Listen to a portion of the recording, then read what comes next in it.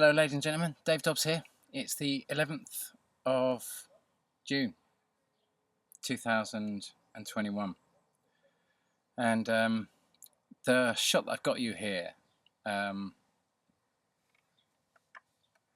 is the shot that came in on the 17th of June 2000 and I'm trying to think if it was 18 or 17.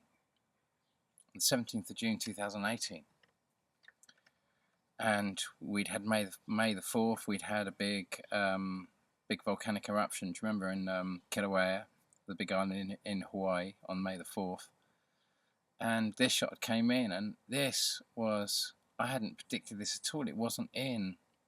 It just couldn't account for it in my original model, and the reason I couldn't account for it, as I've explored in so many of my recent videos, is because really what it really boiled down to ultimately was that I couldn't get my head around living in a system that wasn't the heliocentric standard model that we'd been kind of brought up to believe, or certainly I've been brought up to believe. And so this kind of journey, this kind of marks a point where I realised that, you know, I'd managed so many kind of successful predictions up to this point, and it wasn't that I predicted something that didn't happen. My name was dirt at that point because something, a flyby that happened that I hadn't predicted, that clearly was affecting us massively. It was right there, and it wasn't in my timeline, it wasn't in my model.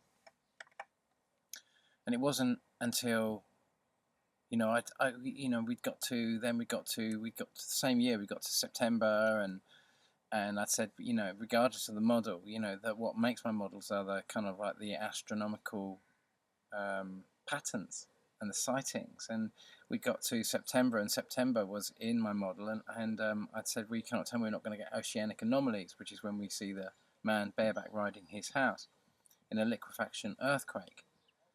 And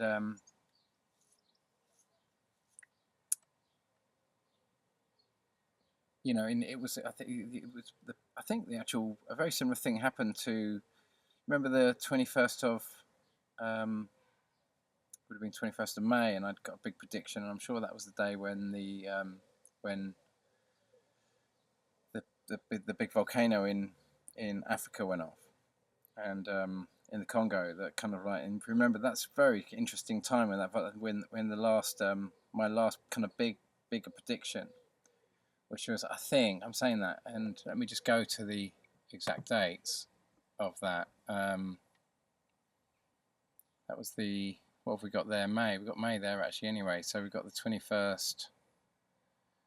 So yeah, 2 days after the first quarter moon. And what was it? It was volcano, if we just put volcano Africa, maybe Congo, maybe 2021, maybe May, and see what date that was. Hopefully we've got the sound off. May the 23rd. So that was just reporting then. Now, if you remember, what 2 years before, I'd made a video, and whereas we got to the 23rd of June 2016, and we got to the same point.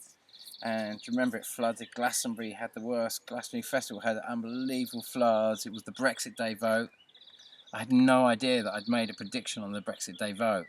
And yet I wrote a book saying, do not leave Europe. They're going to try and get us out of Europe. They're going to try and do this to try and get us into these free trade deals that carve us up. And they need to kind of break apart the European Union to get access to the type of control they want over us. And so I published that book in 2010, 2011.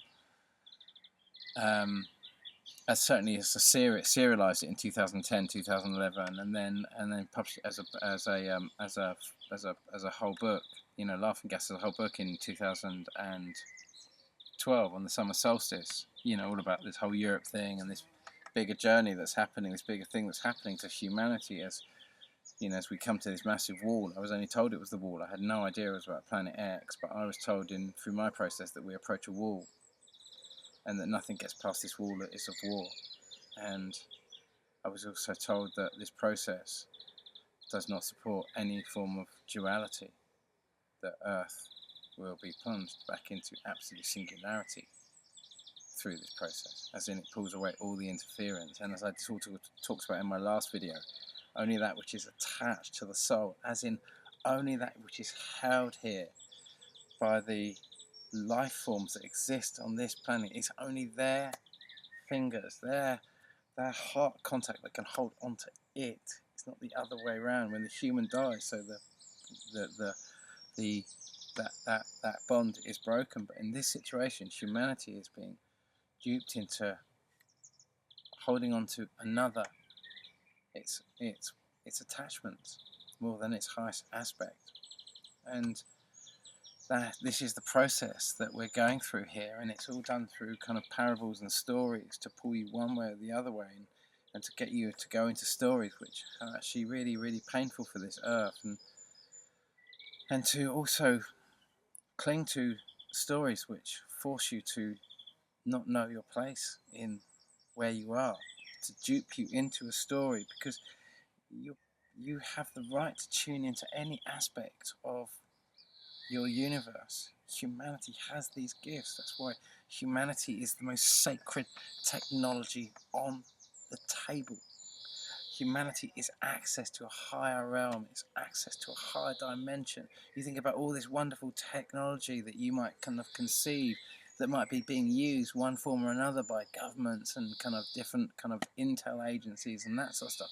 None of it compares to the intellectual property of the human being and its capacity to link, its astral capacity to link to a soul, and its ability to project into higher realms and to transform emotion to transform literally emotion into.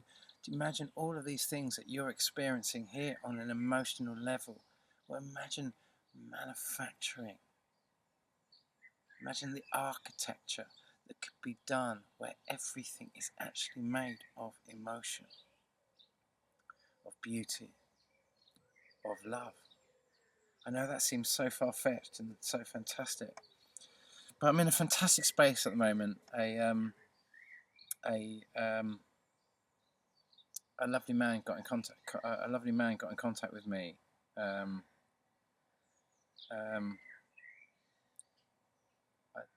don't know whether I should say his name. He put an AK name, JDoc74, and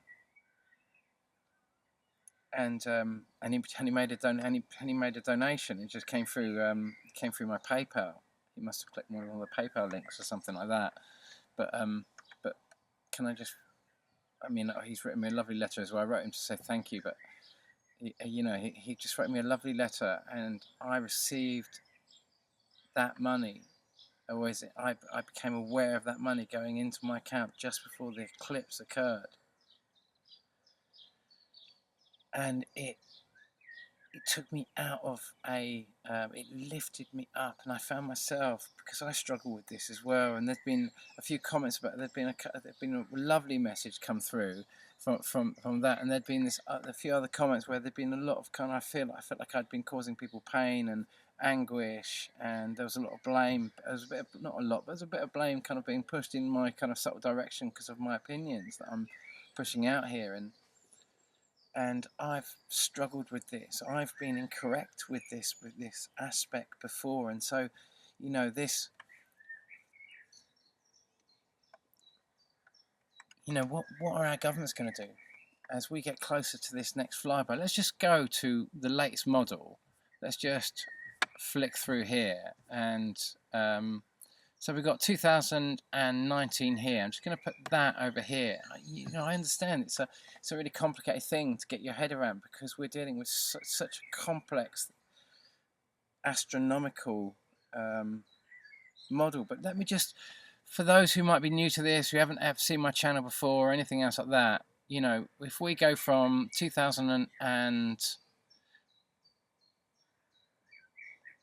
we'll just go here from 2000 and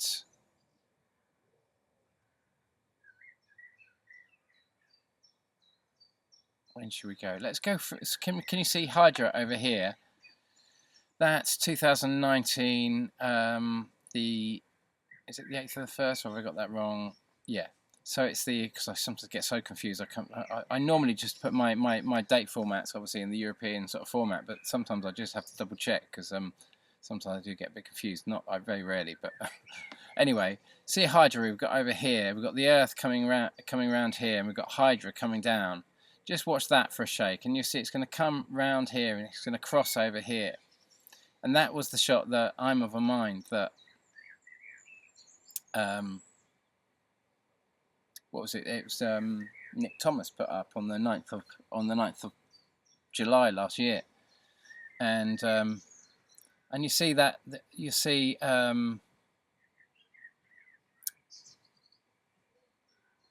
Europa coming in there as well, and then going out over here. So we saw that, and you can chart all of these with all the overlays. I'm just trying to just show you in all my last videos I really massively explored these, so I'm not going to just put the overlays here. I just want to get to the orbital mechanics. Then you'll see the pair, Kerberos and Charon, here and here, coming up through, and we saw those last year. We saw the pair, and then we come back round, and we're seeing Europa coming in and going back out. We've done that. We did that. We finished that by late November. That was all done.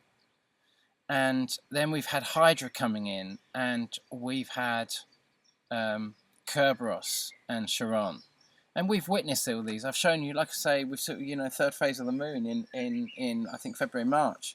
Showed you the three flying together, and we'd never seen the three flying together. And we've seen the pair, and we've seen all the other aspects, and they're massively explored in this latest timeline, the new Dobbs, the updated Dobbs timeline that I released in February and March.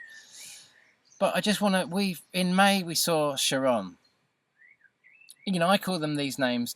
Please don't get these confused with the astronomical kind of like our contemporary standard model kind of like view of the solar system. I just name them because Hydra. I was going to say Hydra. I was going to say Europa was actually, one of the reasons I called the inner one Europa is because that was Galileo's. That was Galileo's name for the moons of Jupiter. That's what he saw. He said he could see he could see Europa in 1613, and it would be utterly impossible with our current concepts of astronomy for us to see Europa with our bare eyes, or certainly with a 30 times telescope, like a first generation iPhone kind of zoom. It was a really, really basic telescope. It was not saying anything advanced. It was. So we've had Charon, and now we've got Kerberos. And actually, I was thinking that Hydra was going to be the third twin tail. But actually, Hydra is actually really so much of a better name for the big object, because Hydra is not one of the twin tails, in my opinion. Hydra, as I said, is the big object, which means that not only have we just had the flyby in May, but now we're going to have this next flyby in June, which is likely mostly going to affect us in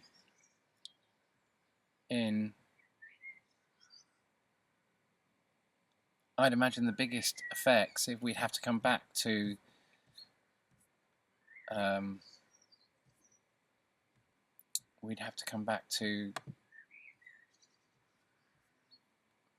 to see what the moon's doing to be able to, because the moon's going to amplify the proximity. Obviously, when anything comes really, really close, then that point when it's going to get really close, no doubt. That point when it gets really close, no doubt there's going to be big earthquakes and volcanoes at its closest proximity. But I don't think it is going to get that close. It's still going to be quite far in the northern hemisphere, this particular flyby. So it's not going to be so much close, but the moon's going to definitely amplify whatever happens. But it's going to be definitely closer than the one that happened in just gone. So it's going to be bigger. It's going to be bigger, much bigger than what happened in June. 2016. Will it be bigger than what it was in June, in May 2018?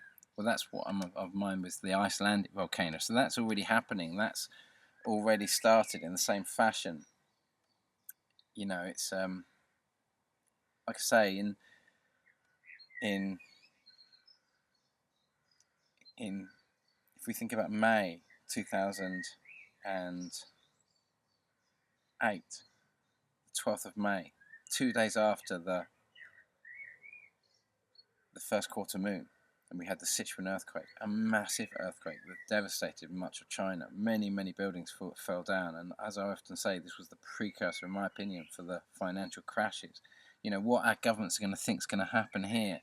This specific flyby hasn't happened at this aspect at all in this, since, you know, in this aspect is let's just go to the date. We need to go to May, and just so I can show you that, what we're coming up to, June, and we're going to come to the first new moon, first quarter. What will it be?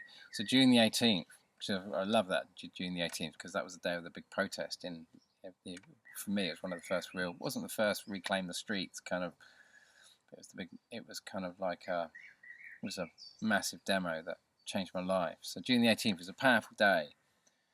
In my mind, and of course we come up to the solstice, but 2 days after, you know, we just don't know, but this is when the moon might likely most amplify for reasons I truly still haven't quite worked out.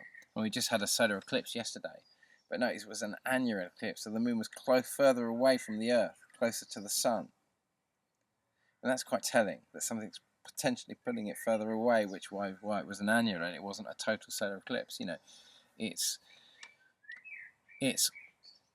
you know, it's very difficult to say, but there are patterns within this, and there have been patterns, and we'd have to go back to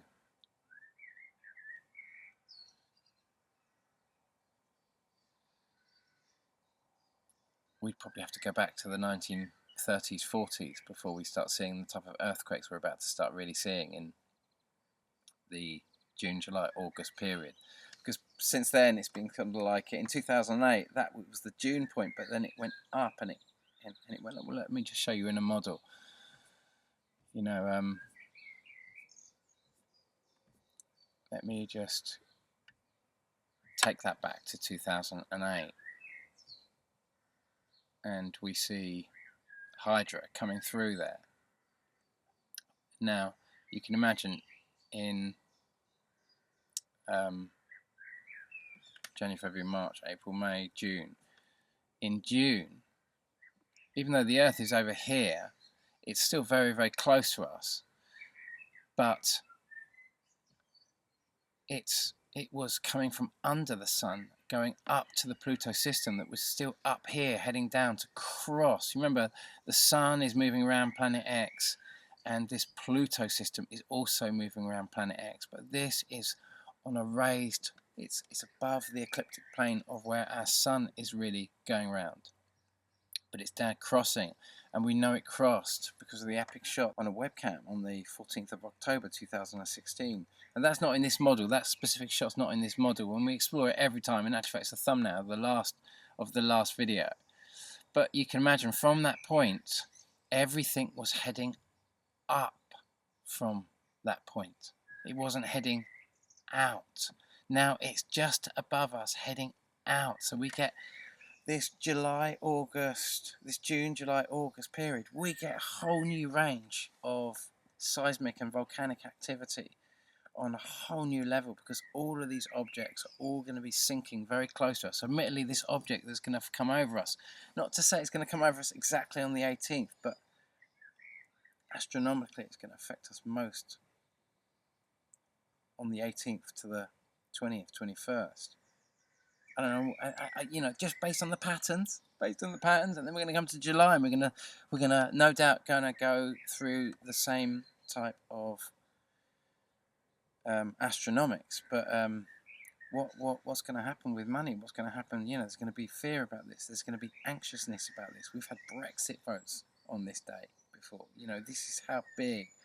Just like Trump's inauguration, you know what I mean, was on that day of a massive flyby that really put me on the map. The one that filled up the entire Mexican skyline came with a massive 8.0 earthquake in Papua New Guinea. And also, I'd like to say that that first quarter new moon as well, where we had the big earthquake in China.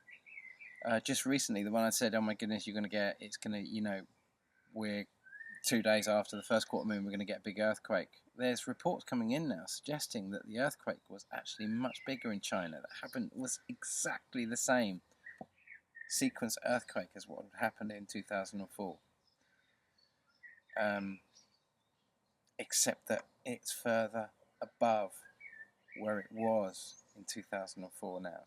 It's going to meet us in August. That's going to be its closest point. Well, you know, in June, in July, in August. Because remember that if we're kind of suggesting that this big Hydra is actually this Jupiter-esque, but it's a much smaller planet, really, than we've been led to understand. I know that's a massive thing to get your head around if you're new to this or if you're looking at this for the first time. But in actual fact, let's just quickly go back to that, just for anyone who's, you know, what we're basically saying is, what I'm basically saying here is, as we've seen this whole system moving like this, the Pluto system going around planet X, but they're coming down to cross the ecliptic plane, and this is the point. Before this, it had been above the ecliptic plane, but this. In 2009 it would have still been above, but it's coming down, down, down, and then this is the kind of the plasma point between this object and Mars, and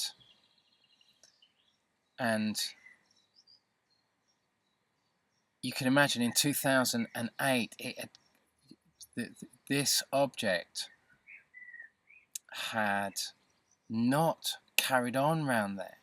It had actually come across. It means that it had come across here, and it had actually come from slightly more this angle,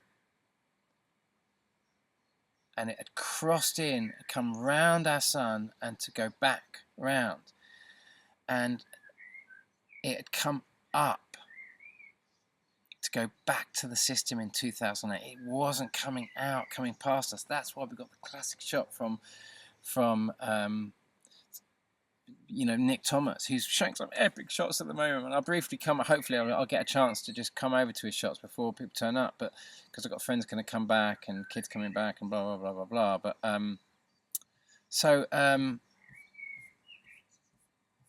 when we come back to let me just come back to that Nick Thomas shot.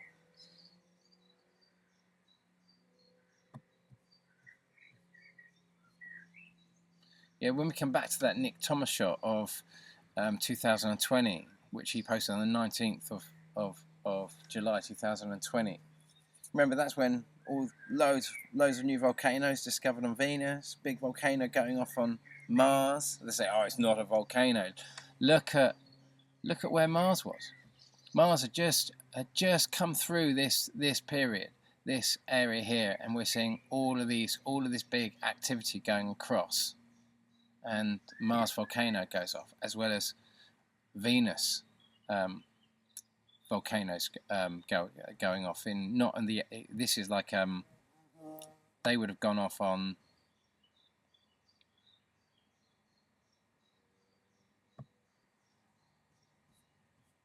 I'm just trying to get, it was July. It was actually July the 17th, 18th, 19th. We saw 2020. We saw smoke coming, clouds. What they're saying, you know, a massive volcano, a massive mountain with a hole in the top with gas coming out of it, and they're trying to tell us it's not a volcano when we're getting a massive surge of volcanoes going off on Earth, a massive surge of volcanoes going off on Venus, and we're all in close proximity. So you remember I put this right out here, coming around here, because I wasn't realizing that this was the big object. So Hydra is kind of accidentally named, but Hydra, the one that causes the real king tides, where the sea gets pulled right up. Hydra is just an accidental name that I called it out of all of the objects. Ironically, it means that Europa is a twin tail object that actually runs between Hydra and the object it really orbits. Call it Pluto, call it whatever you like. And then we've got 3 twin tail objects, because we've seen all 3 coming in the third phase of the moonshot in February, March. So we've got 3 flybys and Hydra, which means that Hydra is a highly flanked object. And the Hydra is I'm of a mind is literally our second Earth. It is the space that all of our best is transferred to when one cycle goes on to another, and those who want to go to another level of existence on this plane, and the new arrivals come in also to this plane. And so it's a big junction time. It's not like all of these attachments are just being shut off and destroyed. All of these attachments that are actually there. There's a lot coming in and there's a lot going out, and that's why I wrote Laughing Gas. Was just like I was told in Laughing Gas to invite them in. It was such a mad message for me to get, but it was that this space that I was being shown in ayahuasca, that I was able to open up this space to actually get kind of some confirmation of what I was seeing, and then to do this process through kind of like early morning, kind of like an early morning writing practice, and waking up in my dream time to kind of like do the same thing without using ayahuasca, which was a practice I had to learn, which is what the practice my parents learned to channel. We all have our ways that we kind of open up our heart space, and it needs to be a practice, and we all do our little process. And within that practice, I was told that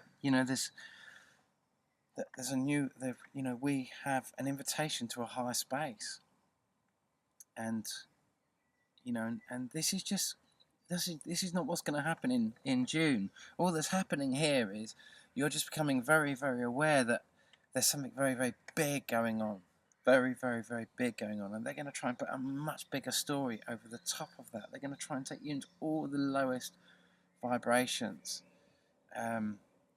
Use every trick in the book to take you to a very, very scary place, and actually just help each other to kind of just come into peace and love and really work and help. Like I say, yesterday when that eclipse occurred, because of JDoc 74,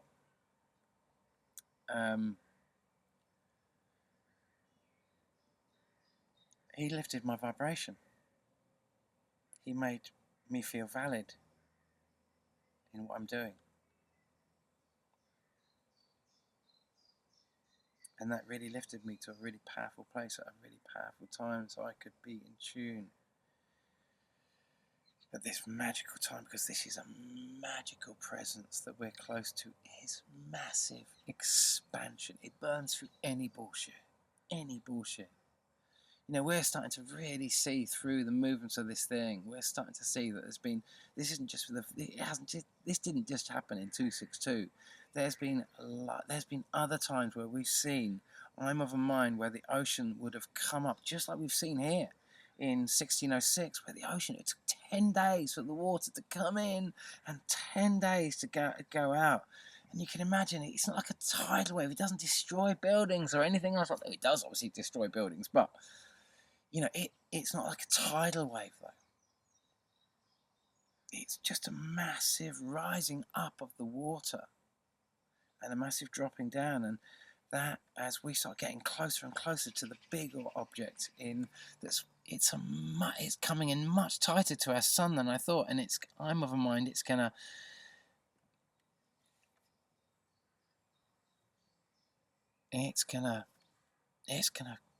come right next to Earth. It's literally going to come right next to Earth. Maybe it's not going to be this year. Really, maybe it's not. Certainly these 3 objects are going to be some of our closest flybys. Especially at this aspect. They can't affect us at the March the February-March aspect like they did in 2011, because the whole system is, I mean, can they or can't they? I say that.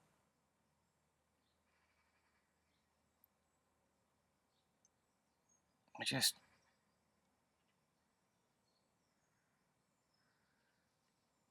suppose they can. I suppose back in, when we come back to 2000 and, the official perihelion point of Jupiter is around about the 20th of January 2023, and all our big seismology kind of overall fits into these kind of same 12-year patterns, and that's this furthest object. That's this furthest object, Kerberos, coming around each time and causing this bigger pattern that we see, that we've certainly seen running since the discovery of Pluto and in 1930.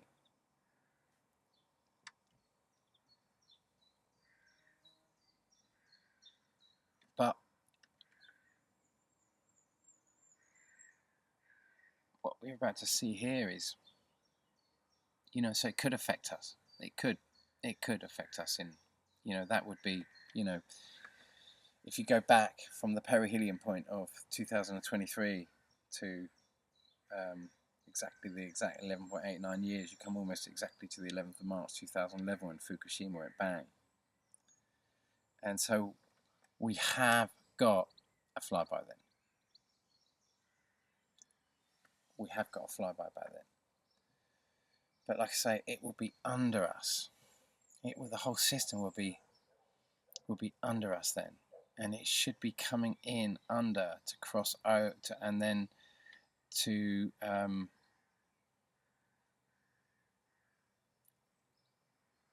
then the lower it gets, the more it will cut up through, and because it will. Is that right? Yeah, it's got to come from underneath and then cut over the top, and then go back out. Very rarely does you get the points when it crosses the ecliptic plane and it's coming over, but instead of going down to the system or up to the system, it's going out. That's why it's so special this time. It's so unusual.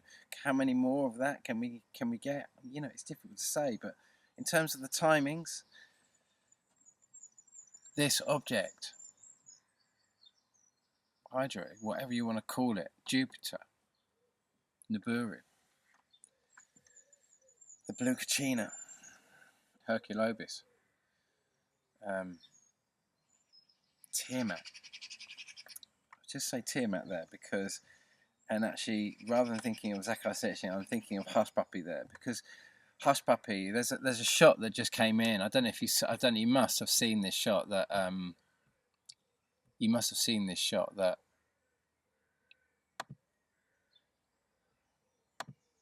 Third Phase of the Moon just posted. He posted this, or they posted this, on the 27th of May. And it kind of reminds me also of that shot that I posted on that I caught on the 26th of, or the 23rd of August 2006 and 16 or 15. It would have been 2015. And it really put me on the map. And you saw these two spheres. I know you can't see them very clearly here, but there's this big object there, being illuminated from the wrong side. It was just totally weird. And then you had these two big spheres, and it looked like potentially other spheres, but these were really, really clear, and you could just see the kind of. It was just so unbelievably clear, and this massive light source behind them. And at one point, you could have said, "Oh, it was a sundog," but then it just transformed, and you could see these two rings, and it gave me the confirmation that there was something really up there. And I wanted to explore the mechanics of it. And then I found all the flybys and realised there was a 200-day gap between all of these flybys. Exactly. I couldn't believe. I mean, it took a while to find them, and I started piecing them together, which was to make this. I think this was one of my first videos. September. Yeah, it was around about that time anyway. And I actually really kind of when I actually finally realised it really was there, it wasn't just other YouTube evidence. I was getting shots of it, and I was seeing something anomalous in the skies that was just in the caliber of what I was talking about. So we saw that there, but yeah, coming back to that shot. I mean, there's a few other interesting shots in this, but this I found really interesting because it was kind of over Switzerland, you know, near these large hadron colliders, and so we don't know what caused it, because we're understanding that they're doing upgrades to the Large Hadron Collider, but we don't know if it's not running at the moment. We don't really know if they're not colliding. We don't know if they're creating massive, they might not be colliding at the moment, but that doesn't mean that they're not doing accelerations and stuff like that. And we know it's kind of summertime, and we know it's the normal time that they power the system up, when they have to sell the power up, power off. And we have these two rings in the sky. But also I don't imagine that the blue object is that big and is that close to us. Certainly not right now, anyway. And but it kind of almost looks like the surface of a planet, doesn't it, with craters? And of course, it really could be. And it really could be that I've got this wrong before. And this model that I'm putting together, it could be that this object is that big. But whatever it is, there's been a change in my model where I am for the first time allowing this big blue object to come in around the sun with these other twin tail objects. It's a massive change in my model. It's a massive downgrading of the size of this blue object as well that's coming in and around. And also it really does, it kind of, this is kind of where people like Hush Puppy and a lot of other kind of like a lot of other Planet X video makers are kind of talking about this kind of concept, along with kind of like there's something really big right out there on that sort of scale. And I'm not saying that that's what that is. I just don't know really what that is. Really, that could be the surface of something as much as anything else, because I've only got my opinions, and I'm basing it on all these patterns and that sort of stuff, but there's still unknowns. There's still just difficulties in trying to work out what the hell is really going on. It's a thing, but I just want you to also remember that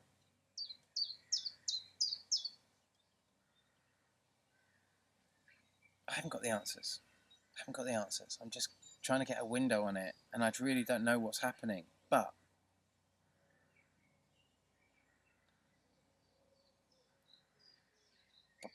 we've all got our truths in this. And we've got to look at all the data, and we've got to try and build a model. But we don't want to don't get too attached to mine.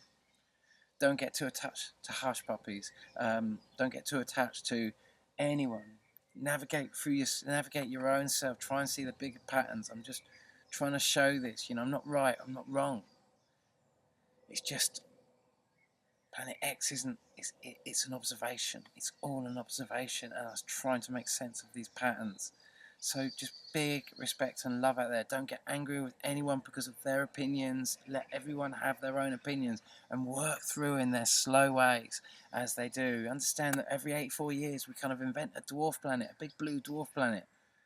And this big religious story that we've all been in, that Galileo was silenced to make way for, is a very flat earthy kind of story, really. Ultimately, it's as flat earthy as a flat earth story, in my opinion, as a standard model story. And so we're looking at a bigger picture now, and we're coming into a bigger space, and we're preparing now for the next big, whatever's going to come in June. I'm going to try and get myself up to the to the Stonehenge and that sort of stuff, and try and go, not just to try and be in high places, because I don't think this is going to be, but to get in high space within myself. Try and help all those people around you, make them valid in who they are and what they do. Make them valid in who they are and what they do. Try and see the best in people. Try not to instill doubt into them. Try and bring them into a really high, powerful place, and understand that no one really knows what's going on, but you open. to expansion. You're going to feel all those noises you've got that can bring you down. They're going to be really coming at you. They're all gearing up for it. They're really, really massively gearing up for it. And the systems that can empower that negativity is going to be really empowered. So you're going to have to really work to not go down into those stories that take you into anger and frustration and all these different things. You're going to have to battle in, because you are expanding. Those of you who've chosen to stay in this space, you're going to be expanding in that space, as you're going to be coming right up against your pain body, your ego aspect that desperately wants, and you're going to, all these old triggers, they're going to be coming up, and you're going to be feeling like you're going to be really challenged, really, really challenged. But you've done those lessons. You've more than done those lessons way before. They're just, they're getting triggered because they're almost blades. They're like Jesus' thorn crown being forced upon your head. Do you know what I mean? Because you're actually expanding up and you're pushing them out of your field, but they're just thorns. They're just tiny little. They might hurt a little bit. Just pull them out. Just little jagged edges. Pull them out. Just let it go. Move beyond it.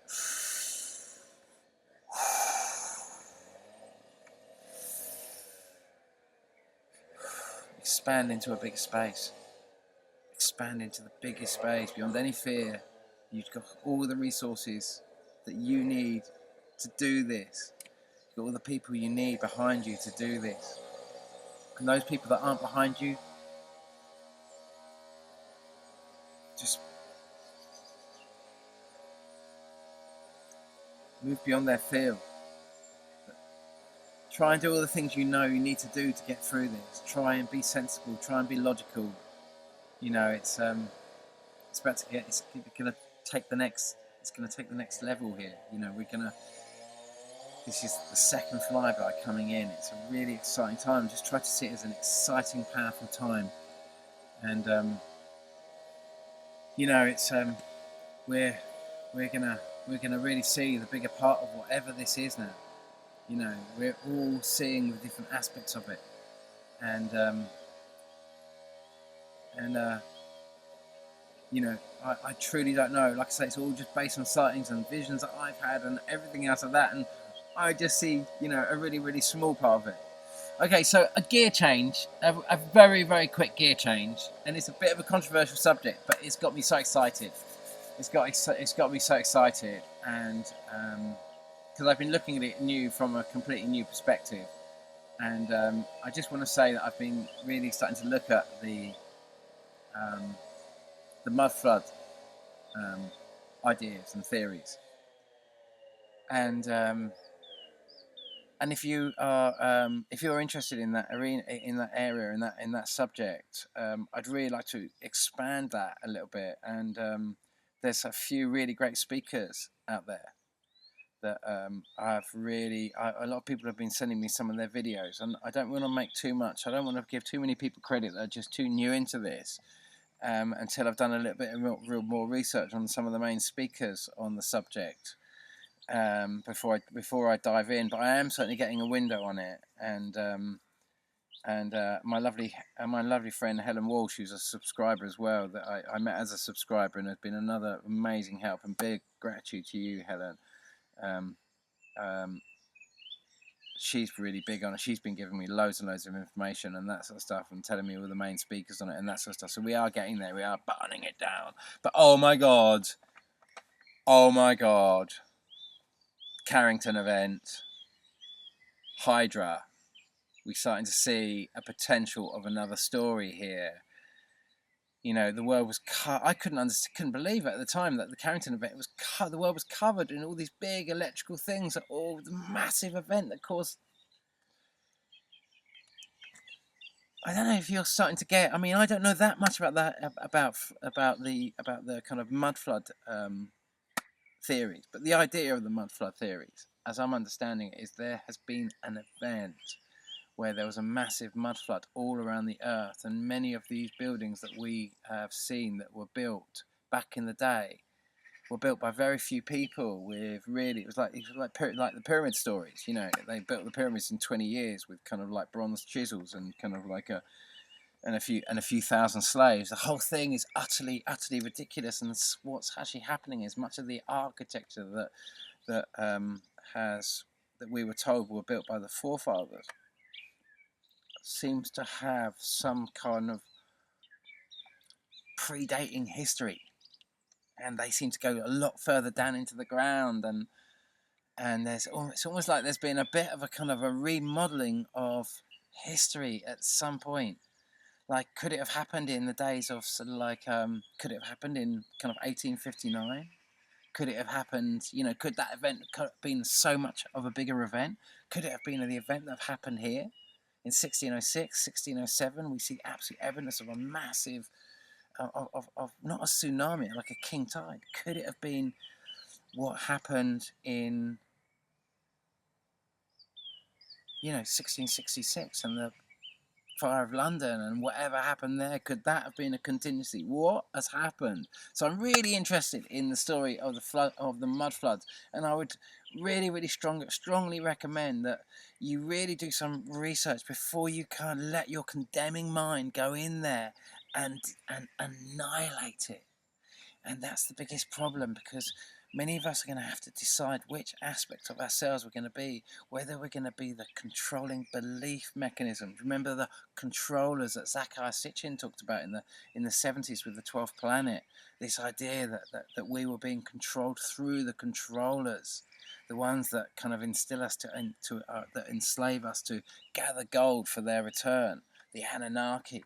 As he called them. Is it like that? Is it all a mind control system that we've been invaded, that we were in an amazing space and then we got suddenly taken over and we're all being controlled over and above a system that none of us can actually even see the control mechanism, because we're all being so massively controlled in it that as soon as we try to touch the real truth of what's happening, we gaslight each other.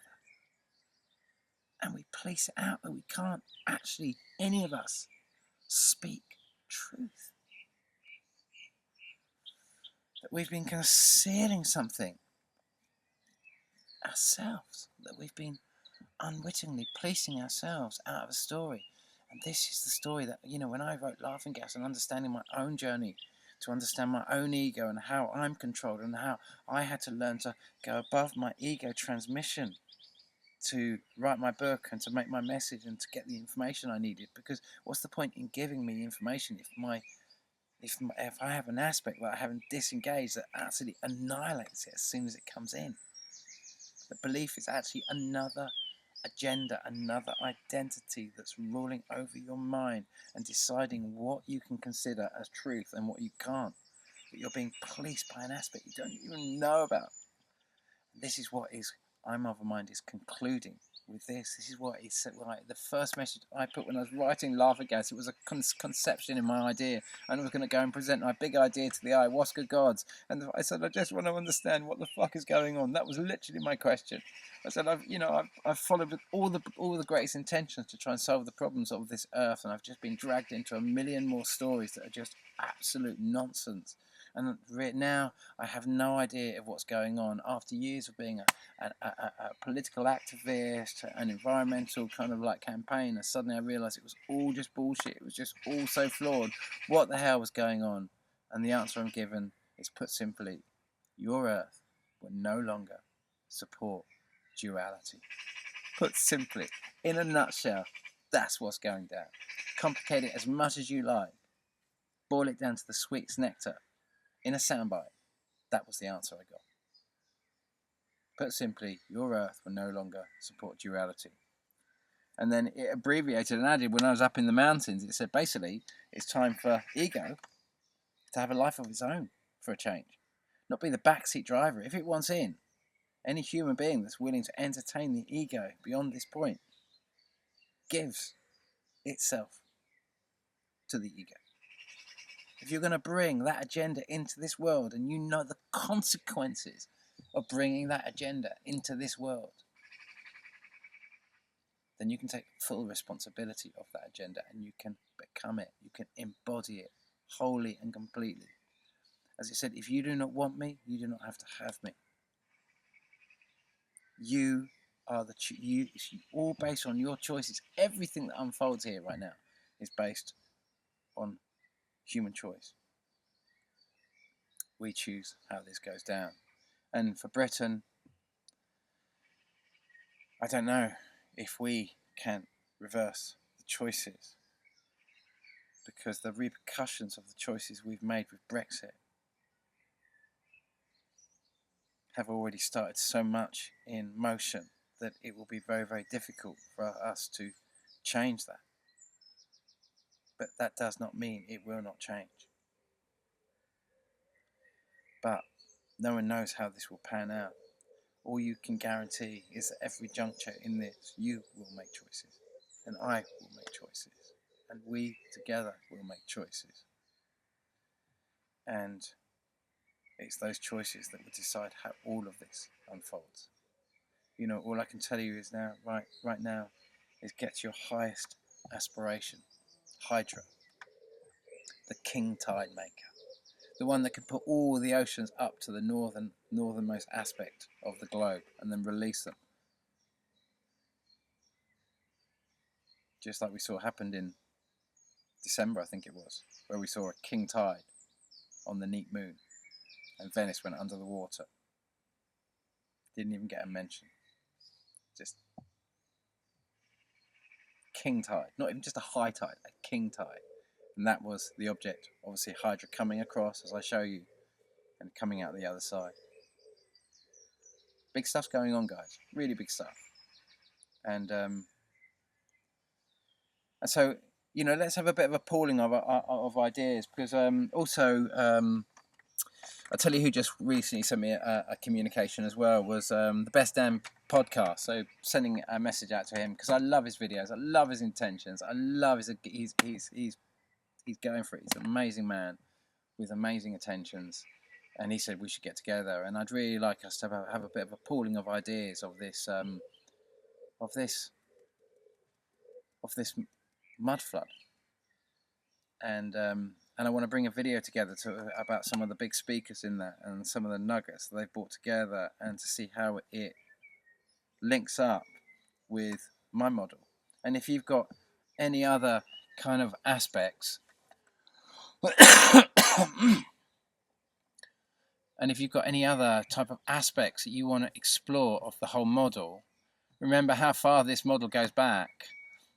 This model goes back to this specific model. It runs, you know, it basically runs 2,000 years, and you can see, you know, the Carrington event here, where we were, you know, before the Carrington event, we can go back to the 1600s. We were just getting closer. It was a blue planet. It was appearing in our night sky. This was the arrival of SETI B, Mira, and it got closer and closer to the Carrington event. So we're seeing how, you know, before kind of like 1600s, it was very far away, and it's got closer and closer and closer. And we've seen these big cycles up to there. But you can understand that you can start with this model. You can now use this, and you can start using this model to kind of really understanding when some of the big events in your recent history might have occurred. You know, it's not exact, and there's more, because it doesn't have Jupiter in this model. Oh, sorry, it doesn't have Saturn. And I'm of a mind that Saturn is involved with this Pluto system somehow as well. Because also you're going to get to 2023, and you're going to notice that in 2023, I'm going to have to put it over there, but you can imagine if we were to keep that going round, in 2023, you're going to notice that all of the objects, Pluto, Eris, I think Eris, but certainly Pluto, Uranus, Saturn, Neptune, basically they're all going to be in the same area. None of them are going to be on this side of the solar system. They're all going to be at the exact same point, at the kind of cycle end. We know they will have to go there, because how many will you actually see up there? You know, it's just like, how many will they tell you that are there? And but they're all going to be in the same space. They can't be on the other side, really, because, you know, since before that, if we were to come back over here to the 80s, the whole system was above us. So we're seeing them all going around above us, and it's been like that for a long time. And then when it wasn't, you know, in terms of the 80s, and we don't really know what we were seeing. You know, that shot, like I said, I often talk about, that was Mr. MBB 333 shots on the shot on the 21st of December 2020, last year, and you got that amazing shot of the conjunction where you saw Jupiter and Saturn together. And yet we're getting these other shots where we see this big thing where we can see the same orbital mechanics as what Galileo was seeing, and all the same things, which is the patterns that I've explored, which enabled me to find all of my flybys. You know, this development of the model through this is still just built on the same astronomical 200-day occurrence. Certainly it took up to 2018, and I predicted 15, 20 flybys by then, successfully, some of them massive, and never been more than 4 days out. And then when, like I say, when we got the shot on the 17th of June 2018, and that, all that information, we started breaking it down and separating the shots and started breaking it down. And, you know, just credit out to one last person. I know it's a long video, and all my videos are going to, unfortunately, like this, because we include so much information out there. But I mentioned Hush Puppy because he'd often talk about that. Maverick would often talk about the big object. But I've got to say a big shout out, because who else actually said that was, there's two other people who actually really bought, in a big way, the idea of that could be Jupiter coming round, and that was Steve Olson. So big gratitude out there to Steve Olson, because I'm bringing this idea of this thing coming right round there, and Steve had postulated that as an idea as well. Steve had postulated the idea of that as well, and that's he was one of the originals. Although the irony of it was actually BP Earthwatch, which was one of the people who outspokenly, he just basically came out years ago in 2000. I remember it back in 2017, 2018, saying he was of mind that Jupiter actually was Planet X. And so now we're just starting to see the astronomy, the astronomics of that, and see how that can work. And obviously, I've got these distances; they could be much closer together. Because if we come back now to that was a Mr. MBB 333 shot showing them. That was back in I can't remember when that was actually now. And I can't, but I guess that would have been, yeah, November, December of them coming in. So we had Comet Nearwise coming in January the 20th, going out November, October, November, and these were the objects coming in. This was the pair, and there was more, 3 coming in, and a third that we hadn't included in the plan. So we've got 5 objects overall, which means 10 flybys that we've had in 1 year, and we've got 3 flybys left. All of them are going to be just going to get bigger and bigger and bigger. This next one's going to be considerably bigger than the May one. July one's going to be significantly bigger than the June one. And the big blue one, well, that's going to be a lot of fun. That's going to be the biggest transition in all of this. And it could be next year, the big blue one, but like I say, it's going to be I struggle. But then I've said that before, and I've seen it get bigger and bigger and bigger and bigger and bigger, and we've watched flybys, and it's just been like, you know, we truly don't know. We truly don't know, but we're just trying to make the best of the information. So all the love in the world. It's a massive video. I'm really sorry to waffle on, but let's put it out there. If you want to pull some information, let's get it all in these comments about the mud floods and that sort of stuff. Let's see if we can bring all of these ideas together, and if can you any of you watching this, can I send all the relevant people that I've mentioned them in the videos and that sort of stuff, and ask them to kind of and let's get a pooling of ideas of bringing some of my information and pooling all these different ideas, and see if we can excite ourselves with each other's information, and see if we can become a massive think tank and take this to another level, where, because it's like, as soon as I conceive the idea that big blue thing really was coming round, like Hush Puppy have been saying for a long time, and I was just like, no, I can't get that in there, I can't get that in there. But I am starting to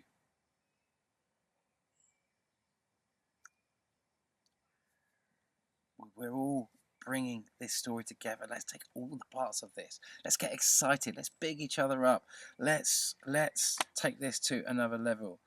And big love to JDoc74 out there for kind of supporting me as well in this. And you know, my link is there for the PayPal on the top of the channel there. And please, if you feel like to donate, because that makes it possible for me to devote time to do this and build these models. And the more money that comes in, the more excited I can go. Okay, I can get. And basically, we're in a situation now where we could, you know, J.74 was just saying in his message, saying, "I'd love to see your model in 3D, fully ramped up with all of the other information all brought together, and we are ready. And the more money we throw at this, the bigger ideas that we could get about what we could do, and to excite people about the real place, their place. So imagine where you are. Imagine connecting to the power that you can bring in of your highest aspect." It's got a friend there leaving. Imagine if you can bring in all of your highest aspect right now. A big part of bringing your highest aspect in here is knowing your place, time, and you know where you are. Imagine trying to touch your nose, but you are going to try and tell yourself that that's your nose, that's your nose, that's your nose, that's your nose. Try and do it yourself. Try and go and touch your nose, but not touch your nose. Imagine doing this consciously, unconsciously, consciously, moving away from what you absolutely know. And so, you know, if you were trying to go to there, but you actually went there, but you weren't, you were just lying to yourself every time. And every time you tried to get there, you never went there. Even though you couldn't believe that you had the intention to go there. Something was stopping you touching your nose when you wanted to touch your nose. And we've got to navigate. Instead of pointing the finger at everyone else, we've got to try and point the finger at ourselves and correct the mistakes in ourselves and steer this thing to where we know where it could go. You know, there's going to be a load of new arrivals coming in. That's all that's really happening. That's the great plan, and all this is to get all of these energies that are trapped out there and being used by darker agendas to invade humanity, to bring them back to the table of life for those that want them, and those that are going to a higher place, to get them to go into a higher place. It's just a big transit time. It's a big motion time, and the only thing you can really truly choose in this is your vibration of where you're going, the levels of compassion and forgiveness, and what you're affording to other people, and how you're making them feel. You know, just be the best human you can through this. Try and be prepared so you can help people through this in every which way you can. Try and think of what they're going to need to try and achieve what they're going to achieve. And remember, when you help someone else achieve their goal, you are going to get assistance yourself, because what goes around comes around. They are the karmic rules of this earth. So you give, so you sow, so shall you receive. And this is the goodwill that we're offering out here. And